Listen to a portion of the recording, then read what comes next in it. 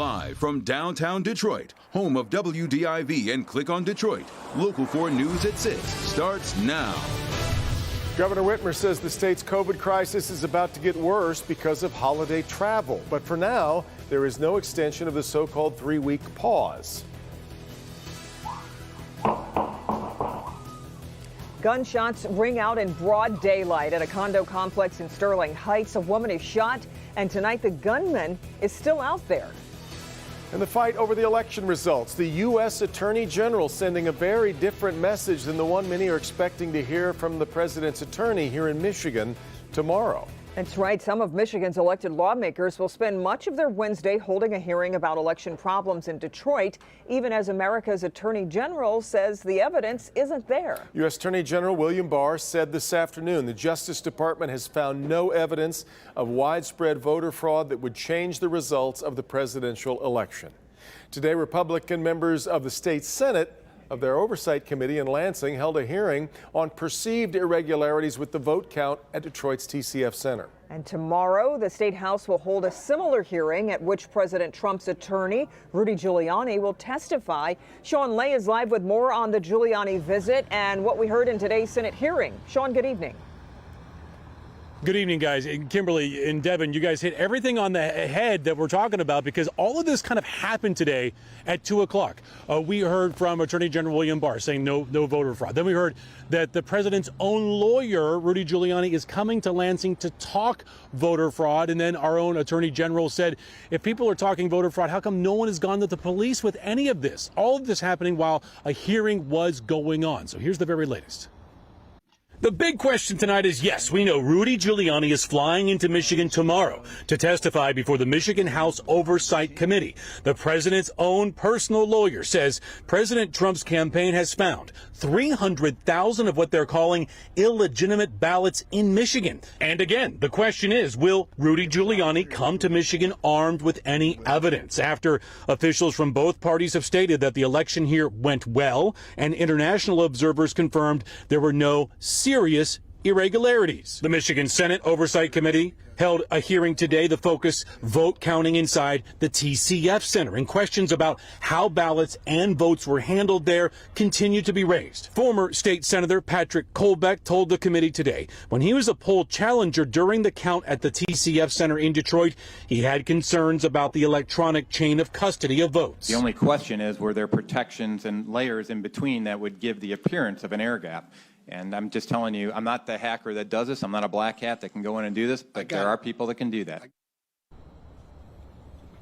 So back here live to review just about all at the same time today. You had the Department of Justice in Washington saying no voter fraud. Right after that, a tweet from the president, President Trump, calling Michigan's vote, quote, voter fraud. Now he's sending his attorney here tomorrow. We'll have that covered for you. But a slew of Democratic statements coming out, guys. You can almost feel eyes rolling by the Democrats at the State House saying all of this isn't needed. The vote's been certified. So if Rudy Giuliani, they're saying, has evidence, a lot of Republicans say bring it tomorrow, bring it to us. Back to you. And we will be following it. Okay, Sean, thanks. Now to that shooting in Sterling Heights. Bystanders looked on in shock and fear as a man fired multiple times into an SUV, hitting a woman inside. Well, we're told her injuries are not life-threatening, but we first showed you this video last night at 11. It's been getting a lot of views on social media. All of this unfolding at the Park Place condominium complex just off Metro Parkway between DeQuinder and Ryan. Victor Williams reports it happened with several people watching and children playing nearby. Well, this Sterling Heights neighborhood is the last place you'd expect to find such a violent shooting, but unfortunately it's the sad reality these residents are dealing with, and here's how it all played out. What you're hearing are the blood-curdling screams of someone seeing a loved one being shot multiple times at the Park Place condominium complex. We heard the shot, like 6 shots, and there was a woman yelling. It was kind of scary for us. Police are saying the woman was targeted by a man who, before the shots rang out, was sitting in a pickup truck. As the young woman gets inside of a black Range Rover and backs up, the truck then pulls off, stopping just before a collision, and then in just a split second, nothing but gunfire. A camera in the window captures all of the incident as the woman on the porch watches on in disbelief. Moments later, a car comes back and starts shooting again. The victim makes it away before the shooter speeds off. She was shot multiple times, but is expected to be okay. Right now, there is no clear motive, but police are saying the victim knew the gunman. Neighbors we spoke to are just surprised it happened in their otherwise peaceful neighborhood and that the shooter is still on the loose. We got so scared because this is the first time, and it's safe, like kids are playing and the weather was good. Now, we did try interviewing the victims to see what exactly they had to say about this horrifying experience, and considering the fact that this guy is still out there, they did not talk to us. So if you know anything, Sterling Heights Police want to hear from you. Victor Williams, Local 4. Okay, Victor, well, we certainly got some snow today across Metro Detroit. Not much shoveling or snow blowing needed this time around, which is okay. That is okay. Ben's here with a look at our weather forecast. Hi, Ben. Yeah, guys, I think we'll take it. There was considerable stuff on the grass, so we'll get to that in a minute. But here's the last of Storm Tracker 4, at least the last of the snow, as it exits the east side. We're going to be left with dry conditions tonight, and the totals that have come in so far, about 2 to 4 inches across the entire area. One change there, Metro Airport, that total has been reduced now to 3.9 versus the 4.6 that was reported earlier. So still a very formidable snow, even though most of that was on the grass and very little on the pavement. Tonight, clouds start to exit, and we get cold. 20s for overnight lows in the teens. And as those clouds break, we will be greeted with sunshine tomorrow morning. The question is, where will the temperatures end up? We'll check that out for you coming up in just a few minutes. Don't forget to download the Local Forecasters app to get the entire 10-day forecast that'll take you into our next snow event. And we'll discuss that in just a few minutes, guys. All right, Ben. Well, now to today's coronavirus numbers as the state sees an increase in deaths from the virus. State reporting 5,793 new cases today. Michigan also reporting 190 more deaths, including 30 from a review of vital records. That is the most deaths reported since April. At her briefing this afternoon, Governor Whitmer said she expects the numbers will go up. We all know the next 2 months are going to be hard. Too many people traveled for Thanksgiving, and we will see our numbers increase very likely because of it. And that'll coincide with the next big holiday, Christmas. And too many people are considering traveling, and I'm reiterating, please don't. And about 4 weeks after that, we will see the impact of that. So the next 2 months are going to be hard. Our case numbers, our hospitalizations, and deaths are dangerously high already. And even with our targeted and temporary actions to slow the spread, we expect to see numbers increase over the coming weeks and months as more people travel for the holidays. Governor went on to say she and her team will have a better idea early next week about whether the restrictions of this current 3-week pause will need to be extended. And as we move closer to a COVID-19 vaccine likely being granted an emergency use authorization, tonight we know who will be the first in line to receive it. The CDC's Advisory Committee on Immunization Practices voted just a few minutes ago. Dr. Frank McGeorge listened to the panel's debate this afternoon. And so, Frank, what was the final recommendation here?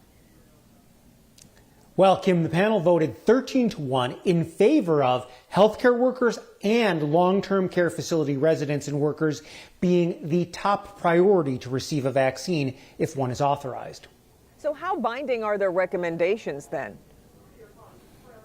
Well, once the vaccine is distributed to states, it'll ultimately be up to governors and their designees to decide where it is sent and who will get it. But Dr. Joan A. Caldoun indicated actually this afternoon that Michigan's priorities do appear to be in line with those recommendations. Yeah. Because there will be such a limited amount in the beginning, our first priority will be to keep our healthcare systems operating and to protect those who are the most vulnerable.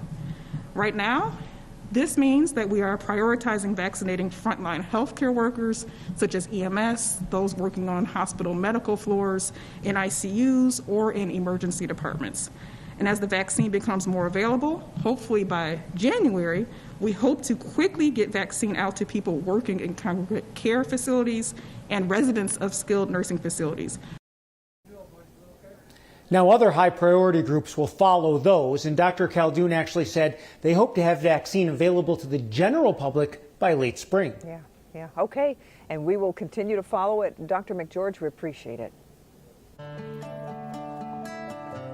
giving the gift of warmth to those in our community struggling to keep their lights and heat on. Our phone bank for the Heat and Warmth Fund continues until 7 tonight.